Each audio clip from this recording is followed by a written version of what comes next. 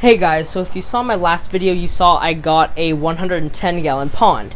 That's pretty cool because it allowed me to get some other fish in my front yard pond, but that left me with an empty 40-gallon pond. And so I thought, okay, I'm going to set it up outside in the backyard around the house where no one ever really goes, so it's not going to be an eyesore or anything. I'm going to make a DIY filter, which is this is my little DIY filter. I'll show you while the fish are acclimating. And I let it cycle for a bit. As you can see, there's some algae on the little cinder blocks, which the fish can swim through. That's the reason I put them there, so the fish could hide. And the filter floss has gotten pretty brown, so I know the tank's basically cycled. I'm going to throw in some other filter media in this tank, this 40-gallon pond. But now I'm going to kind of talk about the inhabitants that are going in here. So I was thinking I'm going to do some easy-to-breed fish, like guppies, platies, but there isn't really a market for that at my fish store right now. I'm just not doing so hot with them. They're always full on guppies, and I just can't bring them in. They're always full. So I thought, okay, not guppies, maybe platies. I did platies last year. It was pretty fun, but I'm still waiting for some of the fry to grow up. I still have some of those platies. So I'm like, okay, I want to do something different. So I decided fancy goldfish. I have a fancy goldfish tank in my room, and I love it. I love my fancy goldfish so much. So I decided, okay, I'm going to stock it with some fancy goldfish. And then when they get big enough, I can maybe bring them in for store credit. I can get about $10, $15 in store credit for big fancy goldfish.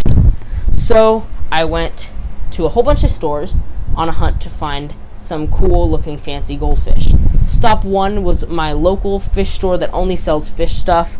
They wanted $20 for assorted small fancy goldfish, and they only had like one in stock. It was like a white one with an orange head, forgot, like an oranda.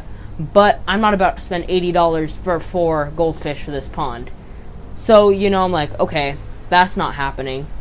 So I went to my next fish store. They wanted $5 for their fancy goldfish, but they were small, and there was like 2 dead ones in the tank of 4. So they don't really sell that much fish, or goldfish. They sell a ton of fish, not that much goldfish. So I'm like, okay, not here, because the 2 that were still alive just weren't looking good. Went to PetSmart and Petco. Okay, PetSmart, they sell them for like $3.19, but they only had 1, which was not doing good either. Okay, sitting at the bottom of the tank, barely alive, and it was all orange. Then Petco, which they had their fish for $2.99. They looked pretty good, but they didn't have that much selection. They all looked the same. And then, of course, I went to my last stop today, Walmart. And Walmart not only had the cheapest fish by about $1, but they also had the best looking, the most healthy looking, and the best coloration of fish that I've seen in the stores I went. So, of course, that's Walmart, and I paid $2 a piece for these guys. I went ahead and got 4 fancy goldfish. Here they are, as you can see. So I mainly got the calico ones. That's pretty much all I got because they look the best right here. So I have these guys, and these guys are going to be going in the pond to grow up. So it's not summer yet where I live. It's still pretty cold, but goldfish can go down to pretty cold temperatures. So these guys will be fine until it becomes summer and the fish can, you know, go ahead and warm up a little bit. So I'm going to go ahead and float these guys to acclimate to the pond. They are really small right now, but they still kind of will stick out like a sore thumb in this tub. So I'm going to kind of come up with something, maybe some chicken wire or something to put over the top of this so things can't come eat the fish. Because I've had that issue with my pond that's not right here.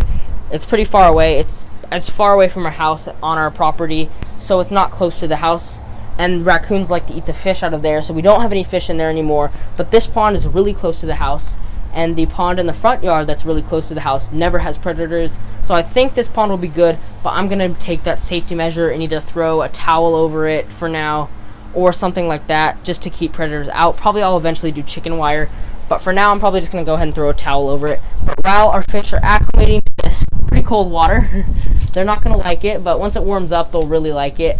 I'm going to feed them a ton during the warm weather because they will have a high metabolism. And this pond is right next to the hose, so I can do water changes in like 5 minutes. So that's super awesome. But I'm going to show you a little bit more on my DIY filter right here. So basically, it's a sponge filter right here. I basically took a container, filled it up with a whole bunch of like bio stuff, which is basically aquarium gravel. Put a pipe in there before I did that, filled it up with aquarium gravel, put filter floss on the top, and then stuck an air pump down there. So what it does is as the water gets sucked through the bottom, the water enters the top right here. So it goes down through the filter floss, down through the aquarium gravel, and up the lift tube. And that is what is filtering this pond. It's just run off an air pump. So I found it to do pretty good so far. I'm going to go ahead, while these guys are acclimating, go ahead and grab some other filter media from other fish tanks just to make sure this tank is 100% cycled. So I got some plants and some filter media in here from another aquarium. Now I'm just going to go ahead, after the fish have acclimated, they sat in the water for a little bit. They're up to temp, or down to temp I should say. But I'm going to go ahead and just rip this bag open because they tied it really tight. And I'm going to go ahead and scoop out our fish. I find with goldfish it's honestly easier to do it with your hand because nets, I've heard, can harm them, and they're so slow it doesn't really matter. So I'm going to go ahead and grab one of them. There's the first one into the pond. Let me grab the second, and third and fourth. Okay, there's all of them right there. Go ahead and release them into the pond. So that's pretty much it. We're just going to go ahead and let them swim around. I can show you them up close in a little bit. They're getting used to their home, swimming around. They all kind of look the same. I'm going to go ahead and dump this bag water out, and then we can go ahead and check them out up close.